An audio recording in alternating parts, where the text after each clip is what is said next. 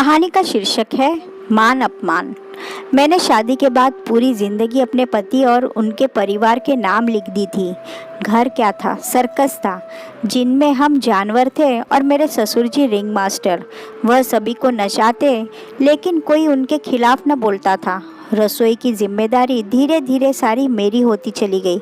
सासू माँ तो बस कभी कमर कभी सर कभी बाहर, घर के कामों से संन्यास ही ले लिया उन्होंने। ससुर जी, जिन्हें सब बाबूजी कहते थे, गांव के जमींदार थे, तो उनसे मिलने वालों का तांता लगा रहता और मेरा रसोई से निकलना भी दुबर हो जाता था। कभी चाय कभी शरबत, इन सब से मैं पागल हो जाती, मगर सासू माँ झाँक कर भी राजी न होती और ननद का तो पढ़ाई का पक्का बहाना रहता था। खैर, एक सहायिका के सहारे ये दिन भी गुजारे। फिर मंझले देवर जितेंद्र की शादी हुई तो पदार्पण हुआ देवरानी का, बहुत सुंदर पढ़ी लिखी पैसे वाले घर की। कहना न होगा कि सारा घर उस पर लट्टू हो गया। मुझे भी बहुत प्यारी लगी और मैंने भी पूरा स्नेह लुटाया। कुछ दिन बाद जब मैंने चाहा कि वह रसोई में मेरी मदद करे तो वह बहानेबाजी करके काम से बचने लगी। शादी से पहले मुझे शायरी का बहुत शौक था, गज़लें बहुत खूब कह लेती थी। शादी के बाद सब ठप। ससुराल में मन मर्जी कहाँ होती है भला। मेरी ख्वाहिशें सिमट गई और फर्ज का शामियाना तन गया। अनछुई किताबें रैक पर सज गई, कलम खो गई और उसके साथ मैं भी। घर के काम ही गज़लें बन गई और मेरी हसरतें बन गई नज़में। एक दिन एक किसी पत्रिका के कागज़ में लिपटी कुछ सामग्री खोली तो कागज़ पर एक गज़ल छपी दिखी। उसे पढ़कर बहुत मन किया तो दोपहर को मैंने अपनी डायरी निकाली। उसमें एक अधूरी गज़ल दिखी जो अब के हालात को पेश कर रही थी। एक शेर उस पर फिट बैठता दिखा। मैं वही लिखने लगी। लिखते लिखते किसी काम से रसोई में गई तो डायरी भी हाथ में चली गई। फिर एक के बाद एक काम सामने आते गए और मैं डायरी के बारे में भूल गई। रात को कुछ और अल्फाज जहन में गूंजे तो डायरी याद आई। रसोई में लेने गई तो वह वहाँ से गायब थी। उस डायरी का किसी को क्या करना, एक तो पुरानी और भरी हुई। सीधा शक देवरानी की ओर गया। नीरू, मैंने बेचैनी में आवाज़ देने के साथ ही उनके कमरे का दरवाज़ा भी खटखटा दिया। नीरू, तुमने रसोई में मेरी डायरी उठाई क्या? दरवाज़ा खुलते ही मैंने सीधा सवाल दागा। वह जवाब देने की जगह पलटकर अंदर की ओर देखने लगी। मैंने भी भीतर देखा तो जितेंद्र के हाथ में डायरी थी और वह एक एक पेज फाड़कर लिखे हुए शब्दों का माखोल उड़ाते हुए चिंधिया उड़ा रहा था। मैं क्रोधावेश से कांपने लगी।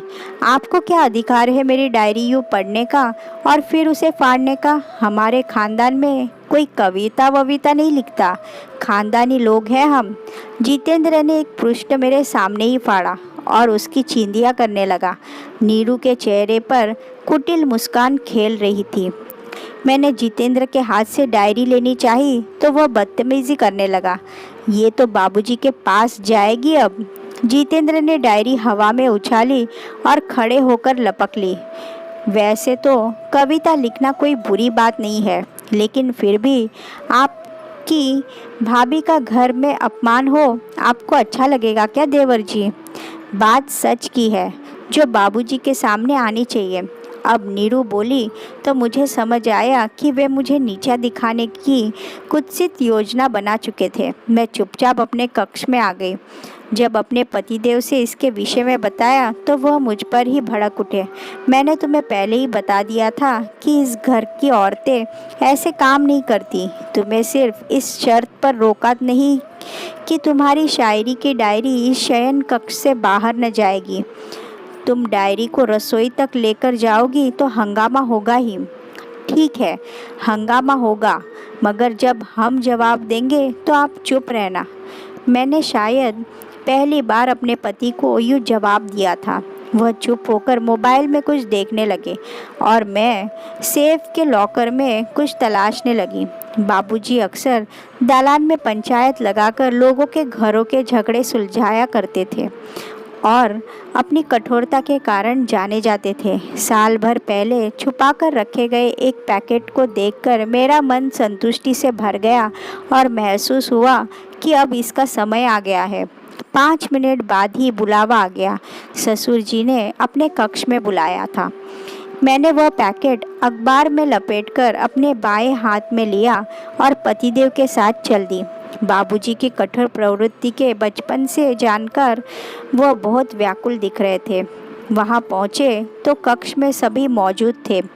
जितेंद्र मेरे बहाने बड़े भाई पर जीत की मुद्रा में और नीरू कुटिल मुस्कान लिए खड़ी थी। सासू माँ अवश्य कुछ चिंतित लग रही थी और बाबूजी तटस्थ भाव से डायरी में बची कुची कविताएं गज़लें पढ़ रहे थे। ये सब तुमने लिखी है बहू? बाबूजी का सवाल आया। जी बाबूजी, मैंने सत्यतापूर्वक स्वीकार किया। भाई, बहुत अच्छा लिखा है तुमने बहू। वाह, आनंद आ गया इतनी प्यारी कविताएं पढ़कर। मुझे दुख है इस नालायक ने कई पेज फाड़ डाले हैं। बाबूजी ने खड़े होकर मेरे सिर पर स्नेह से हाथ फिराया।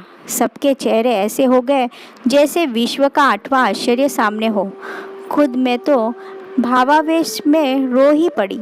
मुझे रोते देखकर बाबूजी द्रवित होने के साथ ही क्रुद्ध भी हो उठे। माफ़ी मांग भाभी से नालायक। लेकिन बाबूजी, आपको गज़ल कविताएं कहाँ पसंद है? जितेंद्र को बदली हवा में सांस लेना भी मुहाल हो गया था। हाँ, पसंद नहीं है क्योंकि इतनी अच्छी कविताएं कभी सामने नहीं आई। इनसे कोई कैसे मुंह मोड़ सकता है? मुझे गर्व है मेरी बहू ने ये लिखी है। हमारे खानदान में कोई तो लेखक हुआ और वह भी इतना अच्छा लिखने वाला। चल माफ़ी मांग, और ऐसे नहीं पैर छूकर। जितेंद्र शर्म से सिर झुकाए मुंह लटकाए खड़ा रहा और नीरू जैसे कहीं छुप जाने की जगह ढूंढती सी लगी। डायरी फटने के दुख और सुखद आश्चर्य से मैं इतनी हतप्रभ थी कि बस रोए जा रही थी। तब हैरान सी खड़ी सासू माँ ने आगे बढ़ मुझे गले से लगा लिया। बाबूजी ने और कविताएं पढ़ने के लिए डायरी अपने पास रख ली और मैं इनके साथ कक्ष में वापस आ गई। भाई मुबारक हो, तुम्हारी कविताएं तो पत्थर को भी पिघलाने की क्षमता रखती है। इन्होंने मुझे बाहों में कसा तो मेरे हाथ में पकड़ा पैकेट नीचे गिर गया। ये क्या है? उन्होंने आश्चर्य से भरकर पूछा। कुछ नहीं, मैंने कहा, और गंदी तस्वीरों वाली वह पत्रिका पैर से पलंग के नीचे खिसका दी जो 1 साल पहले जितेंद्र का कमरा संभालते हुए मुझे मिली थी। उन पत्रिका के कई पेजों पर उसने अंग्रेजी रोमांटिक जुमले लिखकर अपने हस्ताक्षर किए हुए थे।